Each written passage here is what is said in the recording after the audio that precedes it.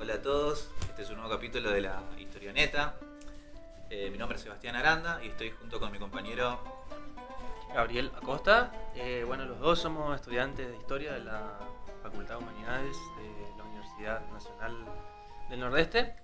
Bueno, nosotros somos integrantes del grupo aquí de estudio de la Historioneta, en la cual, bueno, el capítulo anterior, el capítulo 1, estuvieron nuestros compañeros ya profesores, Sebastián Cripa y Alejandro Benítez, que bueno, ahora están ahí en la producción. También nos acompaña Nicolás Colombo, que también es profesor recibido de la universidad. Y bueno, nosotros somos los últimos dos Último de luchadores, los últimos dos luchadores del grupo que estamos todavía siendo estudiantes, Sí. pero bueno, haciendo haciendo un poco de mayor, historia, estamos haciendo un poco de historia, acompañando como siempre. Haciendo Somos el mayor amigos hace esfuerzo. muchísimo, así que esto es un honor poder compartir con toda la gente que le guste la historia y que quiera más o menos tener un panorama de lo que es, bueno, lo que a nosotros nos apasiona y compartir, que también es debatir y plantear cuestiones nuevas también para la historia y para poder, bueno, intercambiar conocimiento, que es básicamente el objetivo de este canal que hemos abierto, ¿no? Prácticamente vamos a hablar de un personaje que habremos escuchado, por lo menos ustedes también, por supuesto, en la escuela, que es Pitágoras. ¿Sí? Pitágoras siempre, bueno, nos enseñaron el teorema, todas esas cuestiones. Bueno, te hago una pregunta con respecto a este tema. ¿Viste? ¿Es cierto que era un líder espiritual, un mago que un matemático convencional o no? Es un personaje, hoy lo traigo para plantearlo y para poder compartirlo, porque es un personaje bastante controversial. Controversial en el sentido de que, bueno, si bien está comprobado de que existió históricamente, también tiene como una figura mítica, religiosa, mística, ¿no es cierto? Entrando en lo que es el gran problema por ahí, desde los historiadores, desde la historiografía, el problema es que como no dejó nada escrito, entonces por ahí el problema es cómo podemos abordar el conocimiento histórico, o sea, de cómo podemos saber su contexto histórico. Bueno, lo que sí sabemos desde esta perspectiva... Sí, que no se quedó solo en Grecia, sino que fue una especie de mochilero de la antigüedad, puede ser, se puede decir. ¿A dónde fue realmente? Todo un hippie. Todo un hippie. Exactamente. Bueno, él nace, él se llama, como era costumbre, digamos, en la antigüedad, él nace en lo que es el siglo VI a.C., ¿sí? Entonces, sabiendo esto, nosotros sabemos que en ese entonces el contexto histórico de lo que es la Magna Grecia en Italia y lo que es todo el mar Mediterráneo estaban bajo el poder de las tiranías, básicamente, se estaba formando también esta cuestión de la democracia. Entonces, él nace en el siglo VI. Pero él no nace en Samos, los padres eran de Samos y bueno, el padre era comerciante y tienen que hacer un viaje por comercio a Sidón, que es una región de Siria, ¿sí? Entonces, bueno, él después cuando vuelve a Samos, vamos a decir, con su padre y él nace allí, su primer viaje lo que hace es se va a Egipto, ¿sí? Se instala en Egipto, las fuentes como Jámblico, por ejemplo, que bueno, Jámblico es ya un historiador neoplatónico, bueno, filósofo también. Allí entonces todo eso ellos eran polímatas, quiere decir que sabían muchísimos, eran doctos en muchísimos campos de la sabiduría, digamos. Se va a Egipto y él es aceptado en la orden mistérica del culto de Isis, es iniciado con los sacerdotes, en los cuales, bueno, él allí va a estudiar geometría, astronomía, ritos sagrados, y no olvidemos que Egipto fueron una civilización que fueron los que enseñaron a los griegos. Nosotros tenemos esta idea de la modernidad, que todo viene de Grecia, que toda la sabiduría es de Grecia, pero en realidad Grecia aprende de Egipto. Sí, claro, incluso en la época minoica hay mucha influencia de Egipto con el tema también del tema de la escritura de ellos. Totalmente. Cuando Pitágoras reside en Egipto, bueno, él es iniciado en los misterios de Isis. Los misterios, ¿qué quiere decir? Los misterios como los misterios de Eleucino, los misterios órficos, que eran los de Creta, por ejemplo. Todo lo que son las religiones mistéricas, que se le llaman como los misterios leucinos, en Grecia, son el mistes o el mistos, ¿sí? Es aquel que se le brinda un conocimiento oculto. ¿Qué quiere decir? Que se lo habla a partir de símbolos, a partir de aforismos o de axiomas. ¿Qué quiere decir? Un axioma es una sentencia, una oración o una premisa la cual es irrefutable, ¿sí?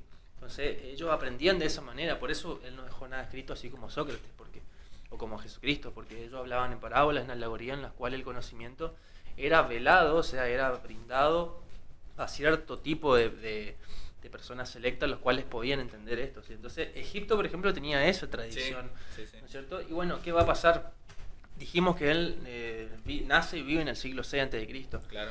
En el año 525 a.C., el rey persa Cambises, ¿sí? Cambises lo que va a hacer es invadir Egipto.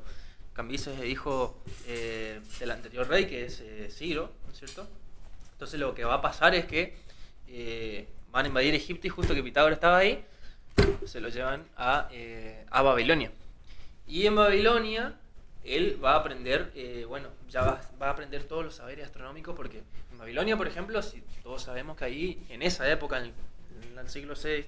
Sí, esta sociedad yo creo que está muy relacionada con la historia del Cercano Oriente, que he visto que por lo menos en ese punto geográfico, que están, por supuesto, en Babilonia, ¿viste? Cerca de los dos ríos, prácticamente ellos habían evolucionado un poco más en temas científicos en la astronomía. Claro. ¿Sí? Y bueno, sí. Supongo que está muy relacionado, por supuesto, con lo que vos estás diciendo. Totalmente, sí.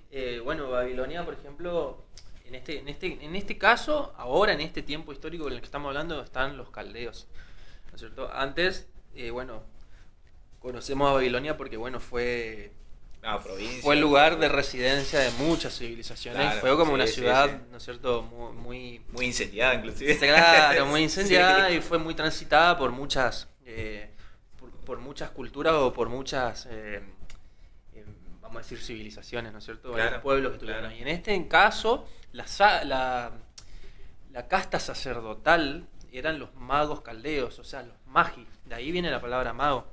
Los magos caldeos eran sacerdotes, como habíamos dicho previamente, los sacerdotes eran los que tenían el conocimiento y los cuales eran muy celosos con los conocimientos. Ellos eran, como después va a pasar en la Iglesia Católica, en la Edad Media, en la modernidad, que la iglesia es quien maneja la información y el resto de la población, vamos a decir, no tiene acceso a ese conocimiento, porque son distintos contextos históricos, pero en este caso los que tienen el conocimiento de la sabiduría ancestral, la sabiduría de la geometría, de todo, en este caso los babilonios, el saber astronómico, era la casta sacerdotal quienes tenían estos conocimientos, quienes observaban, quienes sabían. ¿Por qué? Porque son conocimientos que se pasaban ya de modo oral. Entonces Pitágoras, cuando está ahí, se hace con pinche, vamos a decir, se hace amigo con los magos caldeos, entonces le enseñan todo. Después hay esto es lo que se sabe por Porfirio y por Jámblico.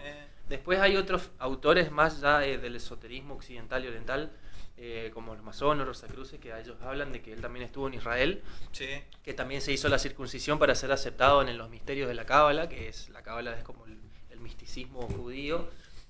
También estuvo en la India con los gimnasofistas, que ahí ellos, la India tienen como esta cuestión del brahmanismo, que Brahman es como Dios o como Ahura Mazda. O sea que una vez probado, viste, un poco el conocimiento en Babilonia, el mago intentó por todos lados también sacar conocimiento de otras civilizaciones, otras culturas. Es que es como que si hoy en día vamos a hacer una analogía bastante sacado de contexto, pero es como que como cualquiera ahora nosotros se recibe de alguna carrera y quiere seguir estudiando, quiere hacer una licenciatura acá, quiere hacer un doctorado allá, que se va a la UBA, que se va a España, uno sigue estudiando.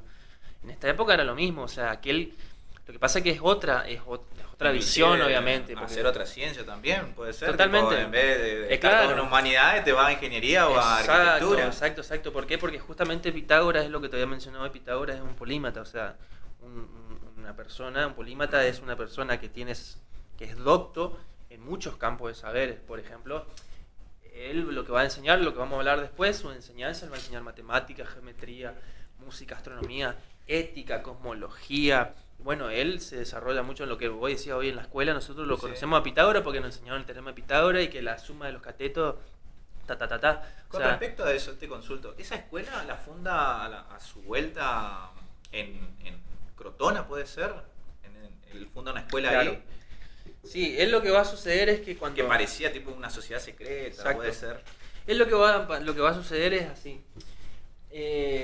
Una vez que termine toda su travesía de conocimientos y de estudiar, vamos a decir, él vuelve primero a Samos. Sí, Samos es una pequeña isla que está en lo que es en la parte, en la franja, vamos a decir, de oriental de lo que va a ser la Magna, o sea, perdón, lo que va a ser todo lo que es el conjunto helénico de Grecia, ¿no es cierto? Grecia, nosotros sabemos que ahora nosotros decimos Grecia, ya tenemos como una nacionalidad, o sea, tenemos en el mapa, pero en ese entonces nosotros sabemos que era, bueno, Atenas, Esparta, y estaban toda esa península balcánica, y enfrente, o sea, en el mar Mediterráneo, tenían todo ese salpicado de islas, como las Cícladas, por ejemplo, la isla de Creta, y enfrente, en Oriente, teníamos Samos, Mileto, donde era Tales, ¿sí? Toda esa franja de lo que va a ser la franja oriental, ¿sí? Que eran también todo el mundo egeo, vamos a decir, el mundo helénico, ¿no es cierto? Bueno, él vuelve a Samos, y ahí él quiere como empezar a enseñar, quiere empezar a hablar de todas estas cosas que él sabe, quiere compartir, ¿no es cierto? Pero no es muy aceptado ahí.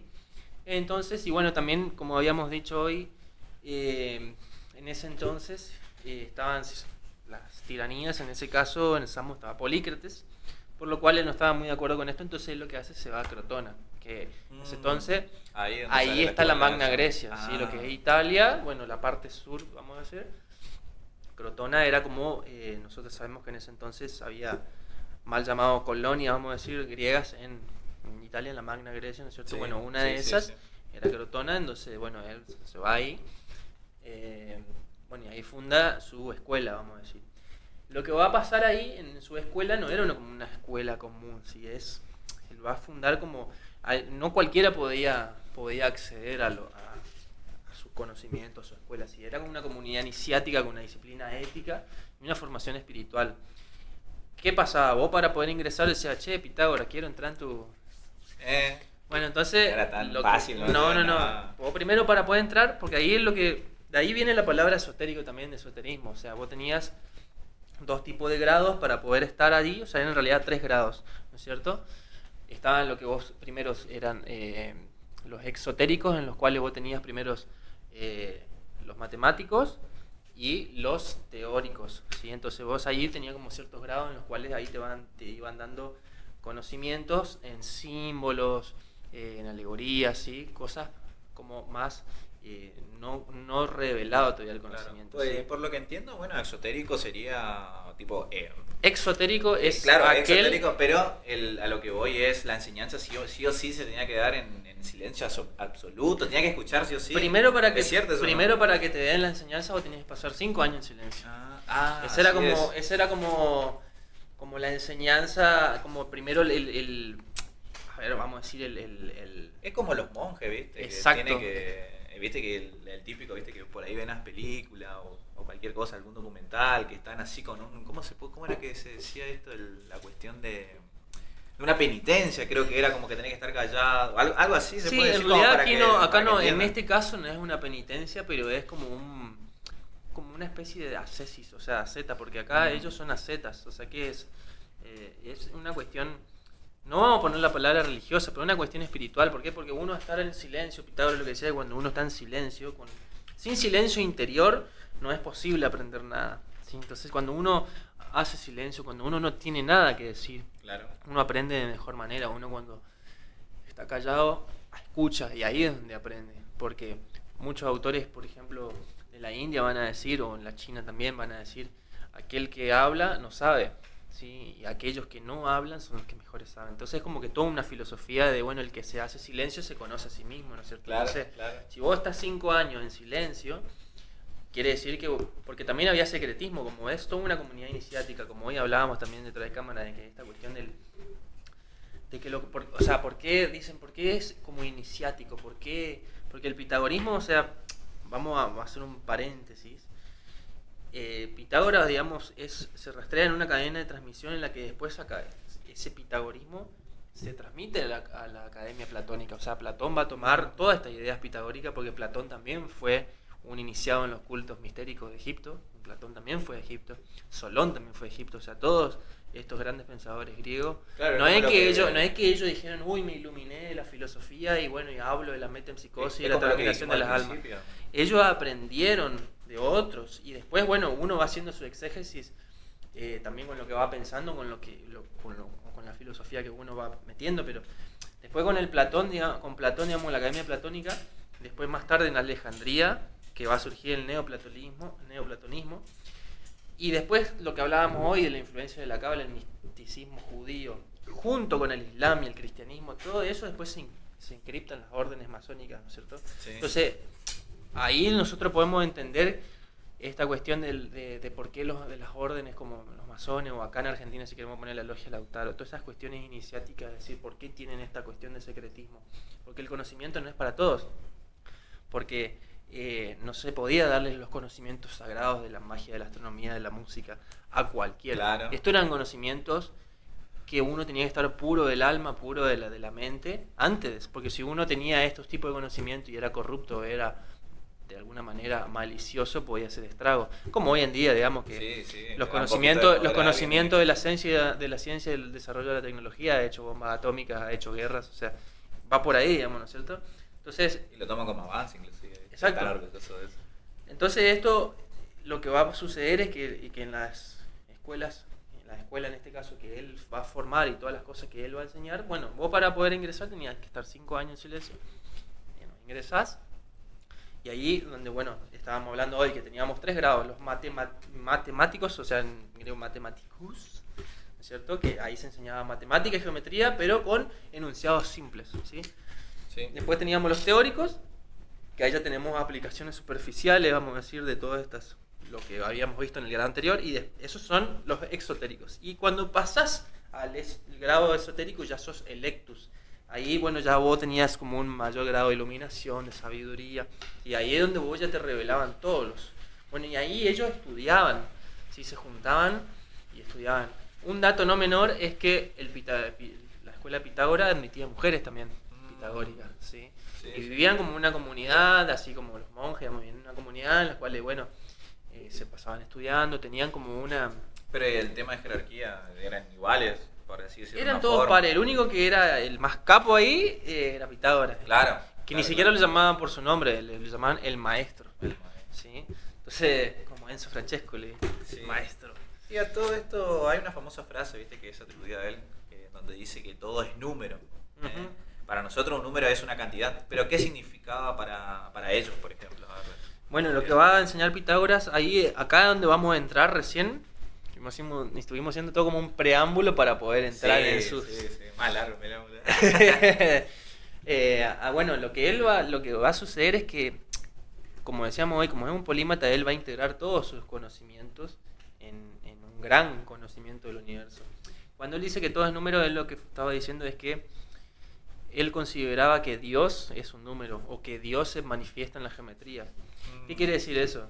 Por poner un ejemplo burdo, igual después de esto vamos a ir graficando acá con imágenes, Claro. pero básicamente lo que va a decir que todas las cosas que tienen vida, o que todas las cosas que son divinas, tienen forma. Por ejemplo, una flor, una planta, un árbol, todas las cuestiones de las nubes, del universo, los planetas, todo tienen cuestiones geométricas, ¿sí? Toda la geometría habla a través, y es como que él decía que, bueno, que la geometría a su vez es número también, ¿sí? Sí, Porque sí. la aritmética, por ejemplo, que él va a enseñar, la aritmética que son las operaciones básicas de matemática como suma, resta, multiplicación, división, y la geometría ya es un paso más, en la cual tenemos todas las cuestiones de las formas que se van a transmitir a través de la materia. Entonces, lo que va a decir es que todo es número, porque, y ahí acá es lo que va a entrar la música, la esfera, que va a decir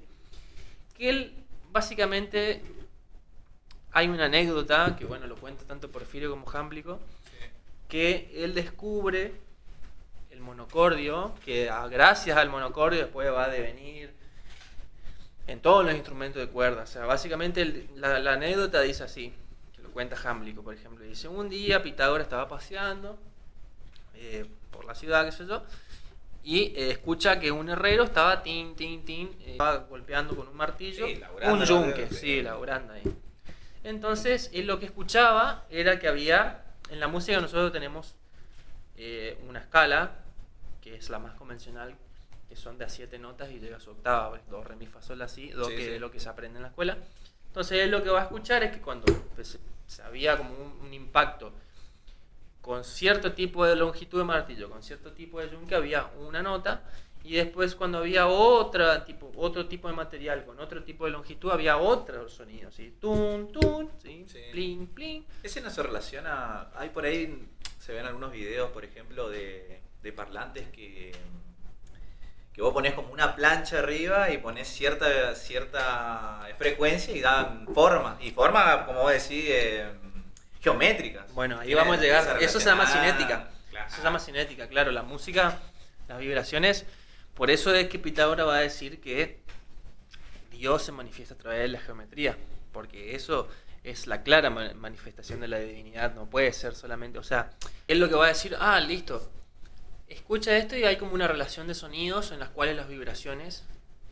Que esto, bueno, ahora nosotros lo conocemos a través de lo que es la acústica musical, que podemos saber cuáles son sus frecuencias. Por ejemplo, un La central del piano, nosotros tenemos 440 vibraciones por segundo, en las cuales se expresan en hercios. Entonces nosotros sabemos que 440 hercios es una nota La, que quiere decir que hace 440 vibraciones por segundo. Entonces, eso es como ahí nosotros tenemos la escala musical, ¿no es cierto? Entonces, cuando él escucha esto, dice, bueno, de ciertas vibraciones yo puedo tener sonidos más agudos, más graves. Entonces él va a su casa y agarra, vamos a imaginar una guitarra, en ese entonces se llama el monocordio, ¿sí? En la cual, bueno, vamos a estar viendo las imágenes, que va a tener un punto A y un punto B, ¿sí? Como una guitarra. ¿Sí? Si yo tuviera una guitarra, tengo un punto A y un punto B. Sí. Entonces, cuando nosotros ajustamos las cuerdas ahí, vamos a tener un sonido por la tensión que hay de la cuerda. Entonces, lo que va a encontrar va a decir, bueno, si yo a esta cuerda la parto a la mitad, encuentro lo que se llama, en la música se llama la octava, ¿sí? ¿Qué quiere decir esto? Que es el mismo sonido, pero duplicado, ¿sí? Es como si yo dijera do, do, Claro. na, ¿sí? Entonces es el mismo sonido, pero en otra octava, en otro orden. Y lo mismo va a pasar con los colores también. ¿Sí? Los colores, por ejemplo, nosotros sabemos que tenemos lo que es el rojo, el amarillo y el azul, que son los colores básicos.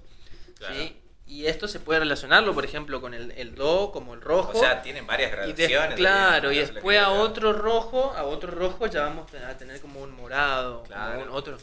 Pero es más como frío, más caliente. Exacto. Claro. Igual que bueno, lo que vos estás diciendo en el sonido. Vas a tener sonido más grave, sonido más agudo y así. Eso es lo que va a descubrir él. Entonces lo que dice, bueno, yo tengo un punto A y un punto B. Lo parto a la mitad, tengo lo que se llama el sonido de la octava. Que eso en una fórmula matemática es 1, 2.2, o sea, el doble de 1, ¿no es cierto? Después si esta misma longitud que ya corté la vuelvo a cortar la mitad, en la música vamos a tener otra frecuencia, o sea, otro intervalo que se llama la quinta, que esta relación va a ser 2, 3, y después va a encontrar también lo que va a ser la tercera, que nosotros en la música le llamamos la tercera mayor y la tercera menor. ¿Cuántas cuerdas tenía? Era una sola cuerda, pero eso una sola cuerda, pero lo que estamos, claro, eso, pero lo que acá es cuando del punto A al punto B nosotros sí, dividimos y vamos a decir que tenemos un punto C. Y así va dividiendo. Y ahí vos vas cortando. Y ahí es lo que va teniendo son los intervalos. ¿Sí? Entonces después eso va generando una escala, ¿no es cierto? Entonces ahí vamos a tener en conclusión que él lo que va a decir es que, bueno, el cosmos entero funciona como una armonía musical. Bueno, ahí entramos otra vez en la figura mítica de que, según todos dicen, era el único que podía escuchar las músicas de la esfera. ¿Y cuál era esta música de la esfera? Según él, era como que el universo mismo. Y acá los planetas eran el Sol y la Luna, porque el Sol y la Luna en ese entonces eran planetas. También teníamos Mercurio, Venus, Marte, Júpiter y Saturno. Eso eran como... Y ahí tenemos 7, ¿no es cierto? Entonces, claro, los más visibles serían, por supuesto. Exacto. Entonces era como que él decía que todo el universo estaba en una constante armonía, en la cual era como un acorde musical, ¿sí? Porque todo giraba en una completa armonía y que todos estaban en completa armonía, digamos, ¿no es cierto? Como si fuera un acorde, como si fuera una música. Entonces, a él lo que va a llamar la música de la esfera o música universalis, la cual, bueno, él dice, si nosotros acá en este mundo físico tenemos estas relaciones que podemos vislumbrarlo en un monocordio, lo podemos vislumbrar en la vida cotidiana, tiene que ser entonces en el universo mismo, tiene que haber también una música, y que él supuestamente lo escuchaba. Lo que decía es que, bueno, como nosotros después cuando perdíamos el conocimiento después de nacer, ya nacíamos y no escuchábamos esta música, ¿sí? Porque perdíamos la capacidad. Hay como todo también una cuestión espiritual, mística ahí, ¿no es cierto? Entonces, lo que va a pasar en la música de las esferas es lo que va a decir los planetas, esto no se mueve en silencio, sino que es una música que no podemos oír. Por lo tanto, ahí va a formular, a partir de eso, con la geometría, y la geometría va a ser como un lenguaje de la realidad, ¿sí? Que esto se va a influir después, como hablábamos hoy, en Platón, bueno, y en Alejandría. Y lo que va a decir es, bueno, con el uno que nosotros decíamos hoy, ¿sí? ¿No es cierto? De que nosotros tenemos la división, él va a generar lo que va a llamar después la tetrarquis, que es como un triángulo en la cual vamos a tener ciertos puntos, 1, 2, 3, 4. Va a ser la clave de lo que va a ser su filosofía en total, digamos, va a ser lo que se va a llamar la tetrarquis. Esto se llama de tétrada, ¿no es cierto?, de 4, en la cual va a ser una pirámide, en la cual es, bueno, ahí en las imágenes vamos a ir viendo, que es un enunciado abstracto, pero que se sobreentiende de la siguiente manera, o sea, el uno va a ser la unidad del todo, lo absoluto. Para Pitágoras él creía que Dios era la mónada viene de uno, o sea, de la unidad. Esto lo podemos entender como Dios, ¿sí? ¿No es cierto? Como que es como Dios, como el Big Bang o lo que fuera, pero esa unidad primordial, la fuente, ¿sí? Dios, ahí el círculo. Y, ¿no es cierto? El círculo, claro, el círculo y el punto que es el medio, ¿sí? Entonces esta unidad después se va a bifurcar en el 2, que en el triángulo de la tetrarquia vamos a ver que es el número 2, que es la tíada, al principio la dualidad, ¿sí? Esto va a ser, bueno, masculino, femenino, claro, el día y la noche, ¿sí? Sí, sí. La división, digamos, la bifurcación. Esto en la geometría ya va a tener una línea, ¿sí? Después el 3 va a ser la tríada, que es el retorno a la unidad. Esto podemos explicarlo en el cristianismo como Dios, claro, como Hijo y el Espíritu Santo, claro, ¿sí? Que obviamente es una analogía bastante inexacta, pero bueno, para más o menos explicar por dónde va, porque yo sé que por ahí estos son conceptos abstractos, pero bueno, esto es el lazo entre el 1 y el 2, ¿sí? Porque en una pirámide vemos que está el 1 arriba, sí, el 2 sí, y el 3, ¿no es cierto? Y esto es una relación del retorno a la unidad, ¿sí? Porque acá como tenemos, si podemos ponerlo, el hombre y la mujer se unen, tienen a un claro, hijo, en la cual claro, ese es el retorno a la unidad porque dan un ser nuevo, ¿no es cierto? Y en el 4 ya tenemos la pirámide, ¿sí? En la cual ahí tenemos el volumen, el mundo, ¿sí? Lo concreto, ahí se genera la pirámide, ¿sí? Como la realidad sería. La realidad, ahí está la realidad, ¿no? Sí, exactamente, la realidad. Es el 3 es la armonía y el 4 es la manifestación del mundo en la realidad. Eso es lo que va a decir. Por eso, cuando vos imaginate que el tipo cuando te enseñaba esto, cuando vos ya eras un iniciado, claro, vos tenías que saber muchísimo más cosas antes para poder entender esto, porque son cuestiones abstractas, pero que tienen un fin para explicar la deidad, digamos, claro, o sea, para explicar a Dios. Y que tiene mucho que ver con la realidad de cada discípulo. Y claro, y aparte de esto lo va a explicar con la música también, porque si se expresa en la música, también se tiene que expresar en otros planos. Y la música siempre para los griegos, para los egipcios, siempre fue como una manifestación de los dioses, ¿no es cierto?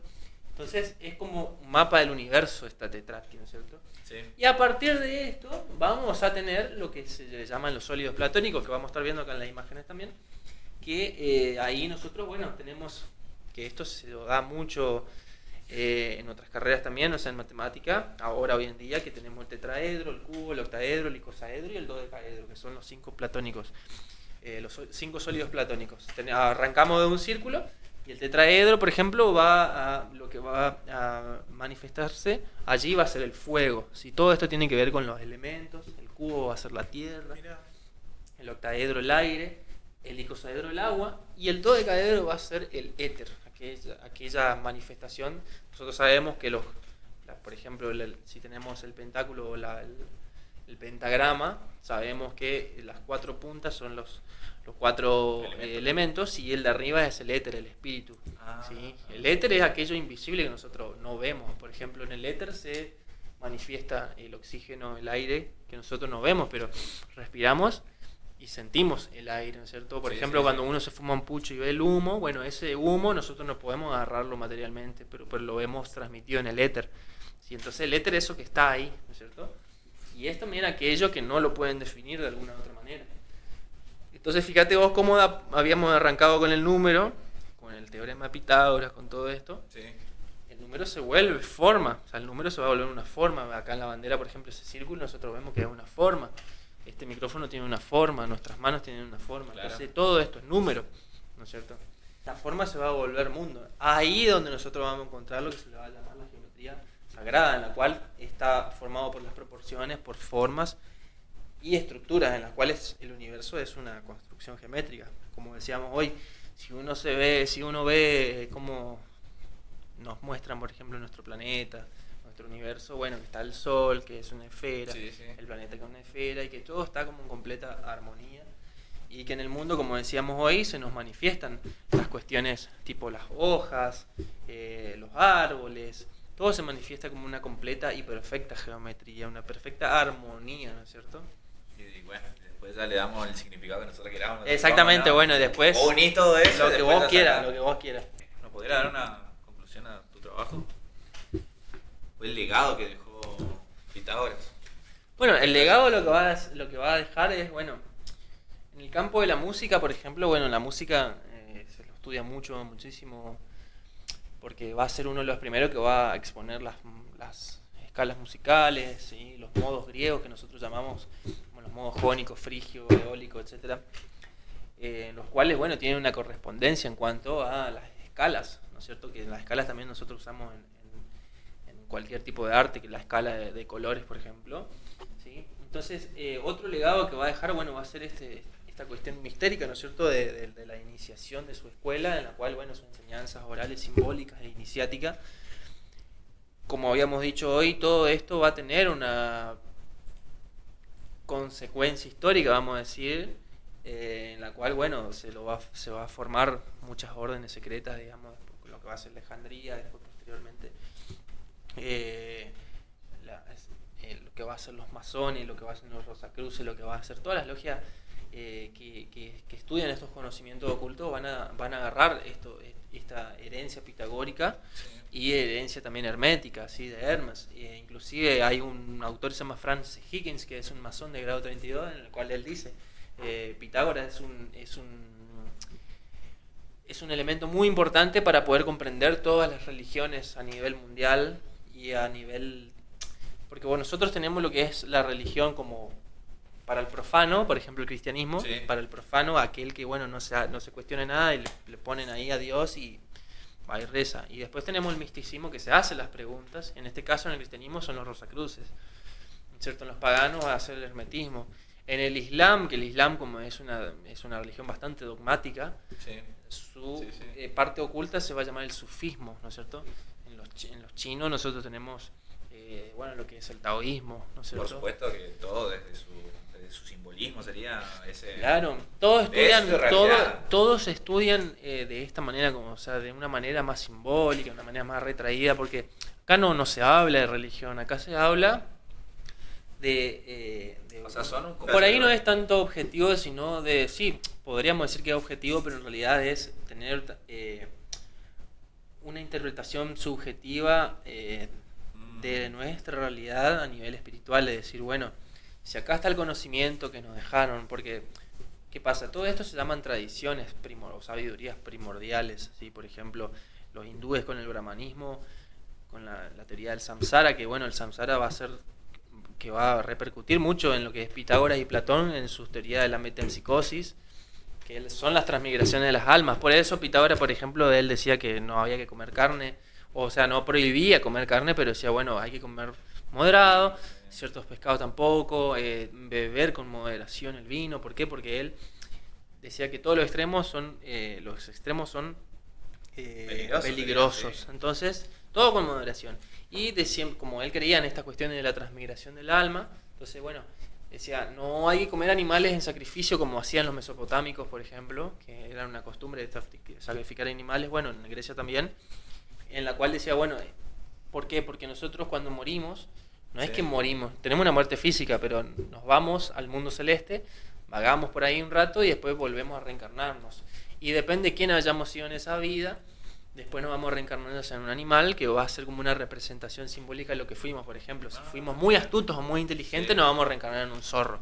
Claro. Si fuimos muy violentos o si fuimos de manera maliciosa, y bueno, nos vamos a reencarnar en un animal que tenga ese tipo de Esa características. característica, sí. Entonces él decía, bueno, nosotros no tenemos que comer animales porque cuando yo muera puede que me reencarne ese animal y va a haber otro ser humano como que un me infierno coma. Es como, sería, sí, es como hacer la cosa bien y reencarnar, no sé, claro. en un león. Si así está la cosa mal, en una vaca y te van a comer. Exactamente, ¿no es cierto? Claro. Entonces, hay como toda una... uno dirá, qué flayada esto, qué tontería, pero tiene una explicación de por qué. O sea, si uno se lo plantea y empieza a ver la profundidad de esto, es por algo que existen las religiones. Lo que pasa es que las religiones, Claro, sí. las religiones ahora son muy dogmáticas, o sea, Y aparte ellos están muy cuestionadas te lo también. imponen de alguna manera, pero esto es lo que nosotros estamos hablando ahora. Esto era una cuestión en la cual, bueno, acá nadie te obliga a venir. Si vos querés estar en mi escuela de Pitágoras, bueno, si vos querés estar, tenés que hacer un esfuerzo, tenés que estar 5 años en silencio. Y si no podés, bueno, listo. Porque vos querés venir a estudiar Claro. conmigo. Entonces ahí es donde yo te enseño porque vos querés. No porque hubo un colonialismo en América y te impusieron una religión, Claro, ¿me entendés? claro. Es algo muy distinto. Sí. ¿Me entendés? Entonces, pero son maneras de interpretar las realidades, digamos. Entonces, el legado esotérico, vamos a decir, que va a dejar Pitágoras, porque como decíamos hoy, el esoterismo que se estudia ahora, que son las cuestiones ocultas, en realidad van a ser de acá porque el esotérico como tal es un mistes, un mistérico, un místico, en el cual quiere saber la verdad, quiere acceder al conocimiento. Entonces, ¿qué va a pasar? Esto se va a traspasar al platonismo, al neoplatonismo, inclusive el hermetismo anterior, se va a pasar a la alquimia. Entonces hay toda una idea universal en esto de que hay un orden, hay un número y una proporción, que todo se transfiere a la geometría, ¿no es cierto? Justo te iba a preguntar eso, todo se ¿verdad? transfiere Sí. a... Bien, ¿no es cierto? Esto es una representación en 2 dimensiones de algo mucho más Ese grande era que ¿cómo era que se llamaba? esto se llama el cubo de Metatron, Ah, eso, ¿sí? Metatron. Que es como una representación en 2D de lo que es el cubo tesseracto, de lo que es la manifestación de la... Después vamos a ponerlo en imágenes, lo vamos a poner el ahí. Tesseracto puede ser el que todos conocen, el de... Bueno, no sé si todos conocen, por supuesto, el de los Vengadores, el que viene en Exactamente. la película de superhéroes. Bueno. Era el cubo ese que tenía como otro cubo adentro. Fíjate vos que Tenía mucha energía. ya que mencionás más todo lo que es Marvel, muchas de estas cuestiones que estamos hablando se pueden ver en Doctor Strange, por ejemplo. Sí, Bueno, viste sí, que sí, cuando en el la- tipo... Claro, en la película En la 1 sobre todo.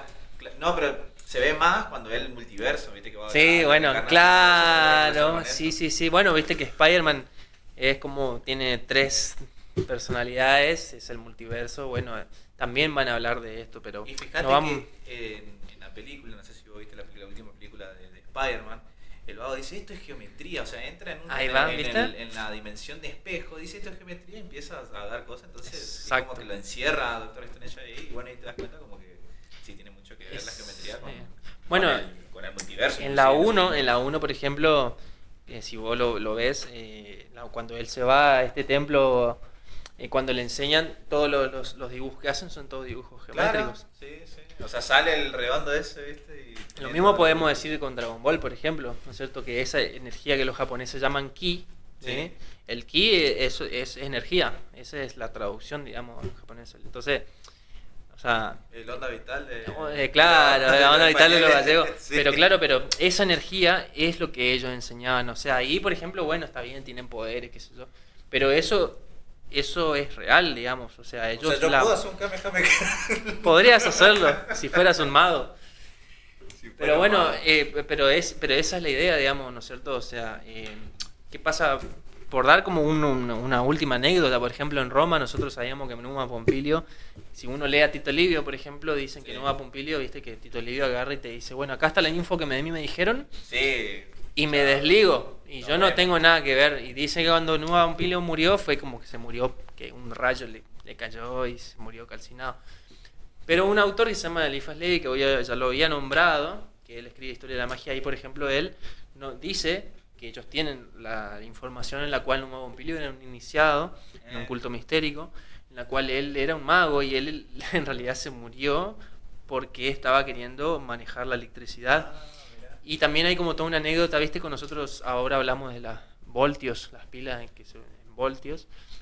Bueno, hay como toda una anécdota en la cual había un monstruo que se llamaba Volta, ¿no es cierto? Y que hay un personaje que lo mata a este monstruo con la electricidad, con magnetismo. Sí, sí. Y ese magnetismo existe porque nosotros sabemos que tenemos los polos norte y sur que Sí, así sí, manejan sí, la sí. brújula, ¿no es cierto? Por magnetismo, por los Inclusive polos. nos salva de esas bolas, ¿cómo se dice? Ay, ¿cómo era? originales. Exacto. Entonces, uno dice, qué pavada para la academia, para la historia, esto no tiene validez, ¿no es cierto? Pero si uno saliéndose de la historia y saliéndose de todo esto y se va a los conocimientos, uno dice, bueno, sí, claro. ¿Por qué? Porque Tito Livio te agarra y te dice, como historiador, te dice, bueno, acá él murió porque un rayo le cayó. En realidad murió porque él estaba practicando el magnetismo con la electricidad y le salió mal y se murió. Claro. Entonces ahí uno empieza a entender, porque en esa época, ya tanto los griegos, los romanos, bueno, los egipcios, los persas, los árabes, todos tenían este tipo de conocimiento. Lo que pasa es que no se difunde mucho en los canales oficiales. Uno tiene que recurrir a bibliografías que lo vamos a dejar acá en la... Sí, como... Lo vamos a dejar la bibliografía en la descripción de YouTube. Todas estas bibliografías son gente que investiga desde otras perspectivas, ¿no es cierto?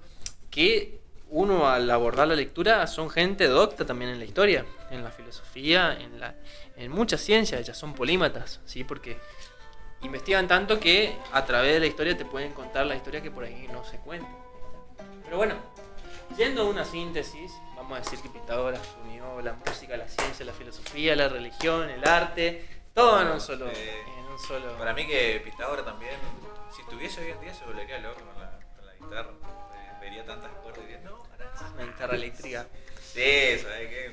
Magnetismo, todo. Le gustaría enseñar todas sus enseñanzas a una IA, a un robot. La IA le decís, no, capo. No, capo. Así que bueno. Bueno, damos por finalizado este nuevo capítulo con un tema bastante interesante que nos trajo hoy Gabriel. Los invito a que seguirnos en nuestras redes, que por supuesto son YouTube e Instagram las principales. Y nada, Gaby. Bueno, muchas gracias a mi compañero acá, Sebastián Aranda, con el cual, bueno, pudimos entre los dos sacar adelante después de una semana de haber abierto la página, que bueno, tuvimos muy buenas respuestas, así que queremos agradecer a todos, como dijo mi compañero, que los invitamos a que se suscriban a Instagram, a YouTube, que puedan, bueno, que vamos a estar ahí subiendo bastante material, que somos un grupo de trabajo en la cual, bueno, queremos llevar adelante este proyecto. En la cual, bueno, acá mi compañero Sebastián, yo, estamos, bueno, ya que los conocen del capítulo 1, a Alejandro Benítez y a Sebastián Cripa, y bueno, también está en el grupo Nicolás Colomo, en la cual, bueno, los 5 estamos trabajando para poder llevar adelante esto, así que queremos agradecer y dar las gracias por el apoyo que tuvimos, así que bueno, estén sintonizados y estamos ahí.